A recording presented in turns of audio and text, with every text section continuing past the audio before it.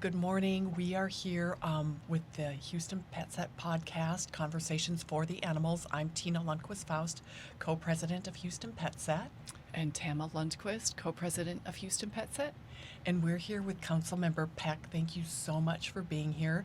You're council member for District A, correct? That's correct. Thank you for having me. Yes. So for starters, where is District A, just so our listeners know? So District A is Northwest Houston. It's Spring Branch, Inwood, and Willowbrook Mall. Okay, great. So we're really happy to have you. How long have you been a council member?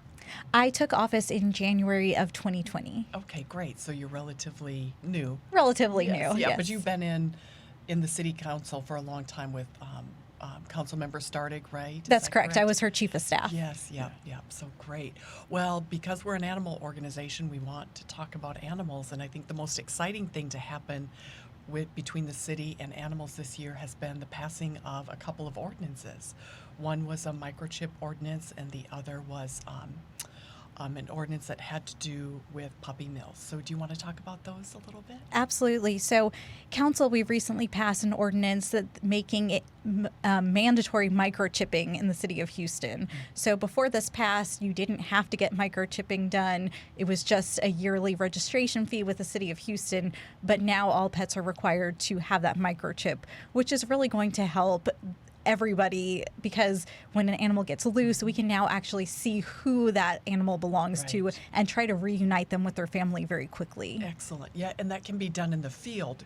Yes. Before, if an animal was caught and it was loose, it would have to be brought to the shelter and it would be held, or the owners would be called. Right now, the field officers can scan for the microchip and call the owners immediately, which just eliminates so much kind of work that doesn't need to happen in order to reunite pets with their owners. Absolutely. At Bark, they are already strapped so much when it comes to resources and employees. And so this is really going to cut down the amount of time that it takes to bring an animal all the way down to Bark, figure out at that point who it belongs to, and then make that reunification. So this is really going to help. Great. Wonderful. And then, of course, the puppy mill bill.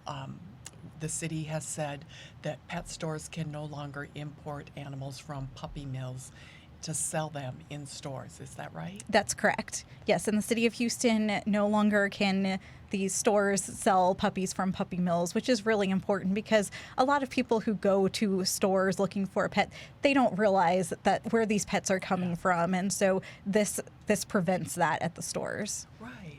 And well, we know from working on the rescue side that a lot of these animals aren't healthy animals. They look Absolutely. cute, they get them there, but they're taken from their mother too quickly. They're the inbreeding that happens, the conditions that they live in before they get to the actual retail store, all contribute to health issues. And if people, save their money and buy that dog very likely will have health issues that they may or may not be able to afford. We know a lot of those dogs wind up back in the shelter in the rescue system, and then it's up to the private sector, the nonprofit sector, sometimes the city or the county to take care of those dogs and handle all of those health issues or behavioral issues, and it just clogs up the system. We know the rescue system, and in a city and a county that already has an overabundance of strays, the last thing we need are more unhealthy dogs being shipped in to retail stores. So we were so happy to see this ordinance passed. Yes, I was very happy too. I mean, there's a lot of responsible pet owners, a lot of responsible breeders, but these puppy mills, it's awful for both the dogs and the people who are purchasing them, not realizing the health risks of the animal. Mm-hmm. It's truly a consumer protection Absolutely. Ordinance also. Yes, because as Tama said, a lot of those dogs are sick or ill or become ill later in life. They wind up with hip dysplasia. It might not show right away, but they're typically not healthy animals. And besides that, we're euthanizing animals in this city all the time. And so why would we continue to import them when we already have a surplus? So it just makes good sense to humanely source animals for these pet stores. And hopefully the pet stores get on board, because pet owners are still going to go back to a store, purchase food, purchase cat litter, purchase all of the supplies that are needed. So there's still a profit to be made, and people adopting pets and not purchasing them. Absolutely. Yeah, we're so glad that you've been so supportive of this. Has there been any pushback from the community on these ordinances? Recently, there's been a little bit of pushback from the pet stores that aren't getting the pets from puppy mills, but getting it from licensed breeders.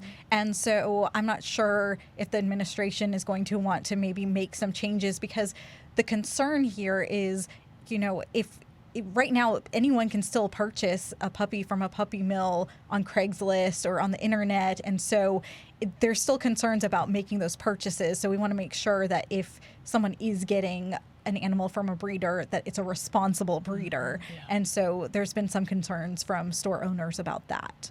Right. What I was just thinking about that, like the breeders, responsible breeders, sometimes they do look like responsible breeders, but behind them is a puppy mill. Right. And so you can't just go on, I'm a responsible breeder.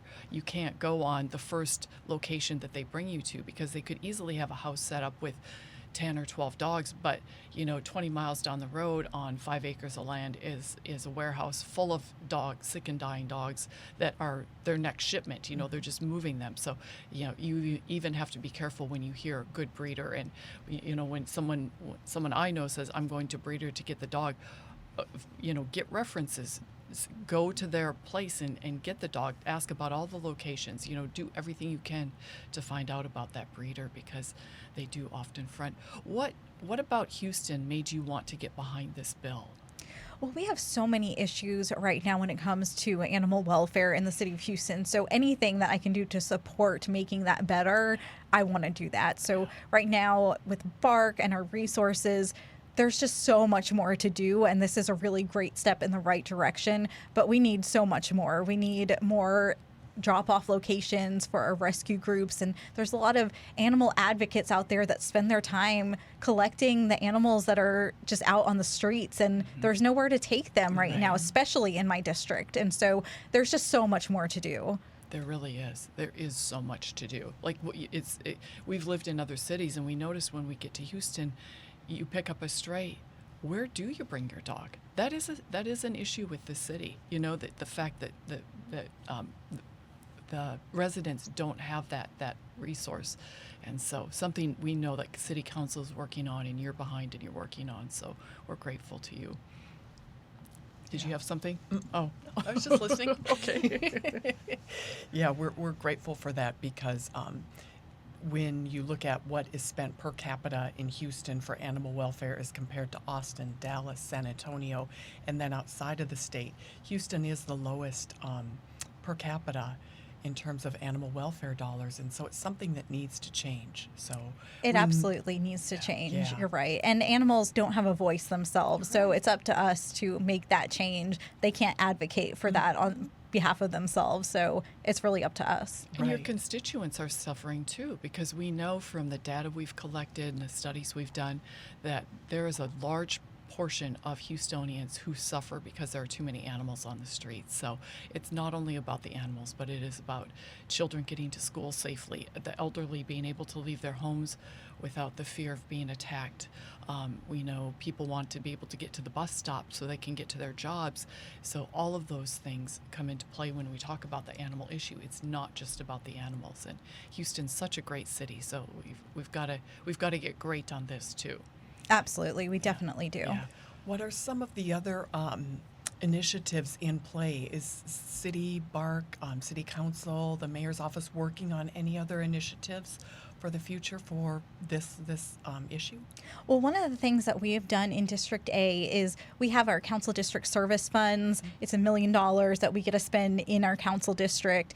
And we have put a lot of money into trying to tackle this issue in District A. So we allocated money to BARK, and they did a sweep of District A to collect all of the stray animals that they could find over the course of a couple of days, they were able to reunify a lot of the pets, which was great. And then we worked with rescued pet movements to pay for a transfer of pets to not overburden the shelter. And so it was really successful. And now BARC offers that as one of the packages to with all the council districts to do that same process. So we're going to keep doing that, continue working with rescued pet movement to really just try to tackle this issue in District A.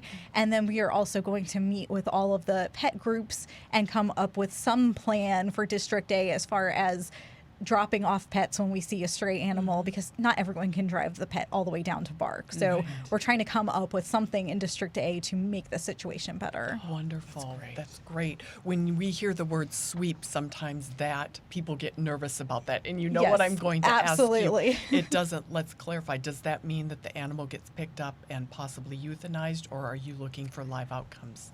We told them that euthanizing the animals was not an outcome for us, and so that's why we worked with rescued pets movement, so that way none of the animals ended up at BARC and stayed there and didn't make it out. So that was not one of the outcomes that we were comfortable with. And we know sometimes some dogs have to be euthanized, either for health reasons, for behavior reasons. We get that. But I think in the past in Houston, sweeps meant, we're just going to pick them up and euthanize, and we know that that is probably not the best. So glad that you have piloted this in your district, and now it's available to other districts. Are other districts going to do this? Yes, I've heard from other council members that they are doing this as well. Excellent. And so hopefully it's successful. In District A, we don't have as many stray animals as some of the other districts, but it's still an issue, and it's an issue really in every council district. And you're really, it's the city supporting the city, because BARC is the city. Absolutely. So I'm wondering if there are enough council members who take these discretionary funds and funnel it toward a already city-running entity, if at some point you don't start talking about just funding BARC in a bigger way. Because then those discretionary funds can go to other things, because we know other cities, like Tina said, per capita, Houston, the per capita amount is so little in Houston as far as animal welfare. Is there talk of that? Yeah, there's always talk about increasing support at BARC, and unfortunately, it's competing with everything else that we have to fund in the city of Houston. So I think that's why some of the district council members have really tried to put our funds into BARC, knowing that we need those resources, and it hasn't been available in many years. So, and many of us have sponsored free or low-cost pet adoption weekends through BARC. And so there's other things that we're doing with those funds that are just trying to help support those efforts. What has the response been in your district to these? I think the response has been good. Yeah. We've talked to many pet advocates out there who really have supported this, and so we're going to continue working on that and doing these fabulous these projects. Yeah. Every animal you get off the street could mean at least 1 litter, or possibly 100 litters fewer.